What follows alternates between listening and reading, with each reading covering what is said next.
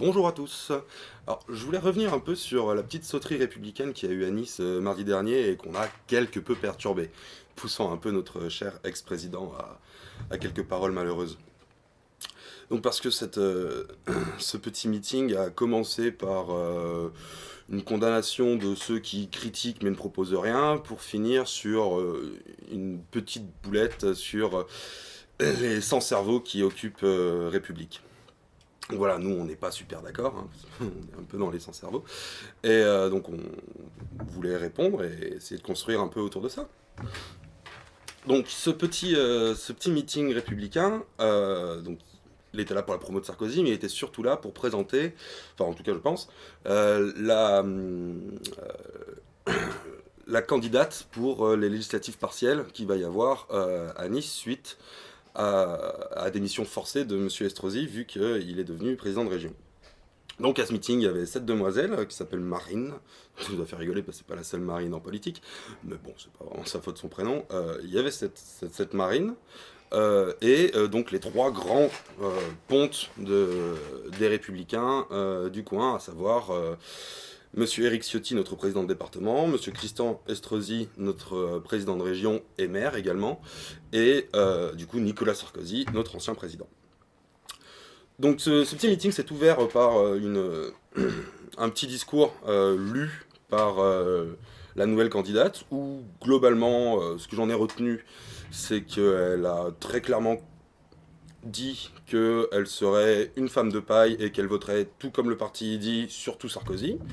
Donc bon, voilà, c'est-à-dire que malgré sa jeunesse relative, cette personne ne représente pas, je pense, le renouveau de la classe politique que, euh, que nous espérons en ce moment. Ça fait partie des trucs que nous espérons. Et bon, si c'est pour voter comme les vieux ils disent, ça n'a pas grand intérêt jusque-là. Et par contre, ensuite, il y a quelque chose de très intéressant qui s'est passé, c'est-à-dire que Monsieur Éric Ciotti a pris la parole pendant assez longtemps. Et autant la parole de M. Sarkozy, elle a dû être médiatisée, rediffusée et compagnie, autant la prise de parole de M. Ciotti, elle n'a pas dû être bien diffusée en France, au national, ou ce genre de choses. Donc je voulais un peu revenir dessus, parce que je pense que c'est important ce qui se dit dans ce genre de meeting, les Républicains. Et je vais vous le dire, moi, il y a des choses que j'ai entendues à ce meeting que je pensais pas entendre dans un meeting les Républicains. Donc on va revenir dessus. Donc M. Ciotti commence sa prise de parole par affirmer haut et fort qu'il est de droite, il en est fier, et qu'il ne faut pas s'en cacher, et qu'il n'est pas d'extrême droite, que le parti Les Républicains de droite donc, est un rempart contre l'extrême droite, et qu'il ne faut pas que les vilains socialistes viennent leur enlever cette victoire, et fassent passer le Front National. Donc M. Ciotti, après avoir affirmé très très fort qu'il était de droite et pas d'extrême droite, nous a expliqué plusieurs de ses positions politiques par lesquelles donc il est de droite et pas d'extrême droite. Alors nous, ça nous a pas trop convaincus, hein, donc vraiment pas. Donc on va lister un peu, sachant que nous voilà, on est venu un peu dans l'esprit de la mode, hein, c'est-à-dire l'esprit de la mode, c'est d'essayer de trouver des convergences des luttes. Donc on s'est dit tiens, bah ça parle de politique là, on va voir quelles sont les luttes sur lesquelles on peut peut-être converger avec Monsieur Ciotti. On était plein d'espoir, un peu déçus. Donc M. Ciotti a commencé par encenser la France des clochers, et comme quoi il fallait la protéger, que c'était notre valeur principale, notre terroir, et qu'il fallait à tout prix protéger la France des clochers. Donc là, nous, plein d'espoir, ça nous a fait sortir des images dans la tête de petits villages avec le clocher au milieu, les petites bourgades autour, les champs... les champs tout autour, cultivés, les agriculteurs, le monde rural, tout ce qu'est la France.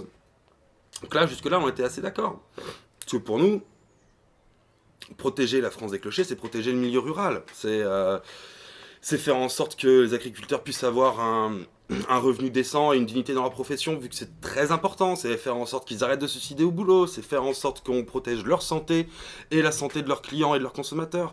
Donc c'est encourager l'agriculture responsable, c'est sortir de l'agriculture ultra compétitive qui détruit nos sols et nos exploitants. C'est se battre contre la mise en concurrence généralisée, contre le TAFTA, contre l'arrivée de la Chine encore plus sur le marché européen, c'est ce genre de choses. C'est faire en sorte que les gens de la France rurale puissent vivre et prospérer dignement et dans le respect de leur santé et de leur travail. C'est un peu tout ça pour nous, protéger la France des clochers. Après on a réfléchi sur les prises de parole de M. Sarkozy à ce propos, quand il disait que l'agriculture responsable c'était bien beau pour les bobos parisiens pour qu'ils puissent toucher le béret d'un fermier une fois par semaine au marché du coin. Donc bon voilà, on sait que M. Nicolas Sarkozy n'a pas une très très haute estime de ce genre de protection du monde rural que nous avons nous. Aussi se battre contre l'urbanisme galopant, ce genre de choses. Non, en fait, on s'est très vite rendu compte que pour Monsieur Ciotti, protéger la France des mosquées, c'était excusez-moi lapsus. Protéger la France des clochers, c'était surtout protéger la France des non-mosquées.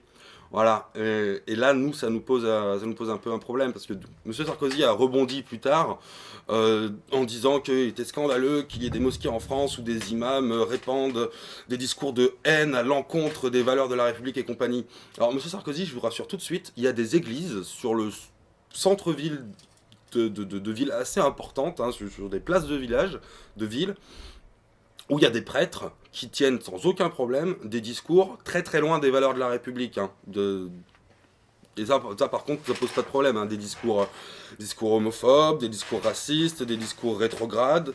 Voilà, aujourd'hui, avoir un discours homophobe et rétrograde, enfin, sur ces sujets-là, c'est à l'encontre des valeurs de la République. Depuis qu'on a voté la loi pour le mariage pour tous, et puis même avant, c'est à l'encontre. Donc bon, voilà, faudrait peut-être un peu revoir tout ça. Et comment est-ce qu'on lutte contre des fanatiques religieux qui bourrent le crâne des gens qui les écoutent? Et ben c'est en multipliant les lieux de culte. C'est en multipliant les lieux de culte de manière à ce que afin d'aider nos amis musulmans à avoir un discours et une discussion saine et apaisée sur les sujets de la religion avec leur entourage. C'est comme ça. Donc bon voilà, donc ça nous dérange de se battre contre pour la France des clochers et contre la France des mosquées, ou en tout cas faire l'amalgame et dire que la France des clochers c'est la France des non-mosquées. Parce que juste derrière, M. Ciotti a affirmé l'autre grande valeur de la France qu'il défendait, qui était la laïcité.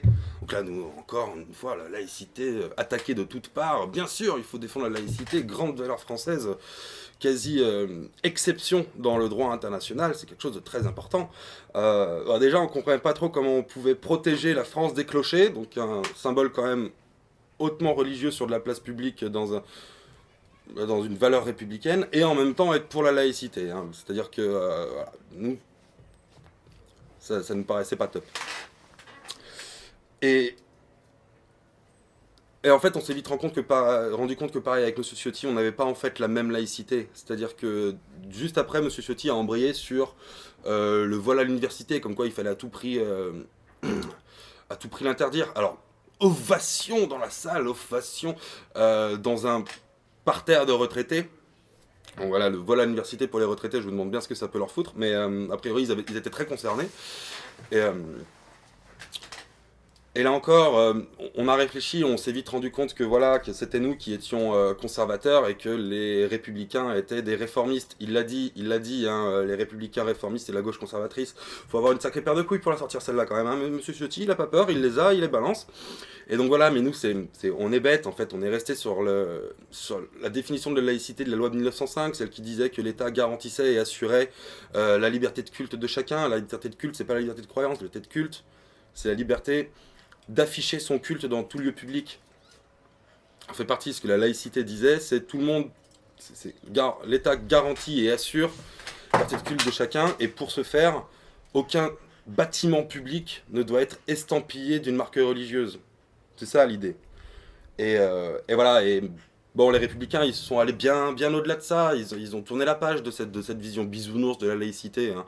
Eux, ils sont passés très rapidement à la loi de 2005, qui sont celle qui dit qu'on interdit le voile à l'école, mais même pour les accompagnants d'école, même pour plein de genres de trucs.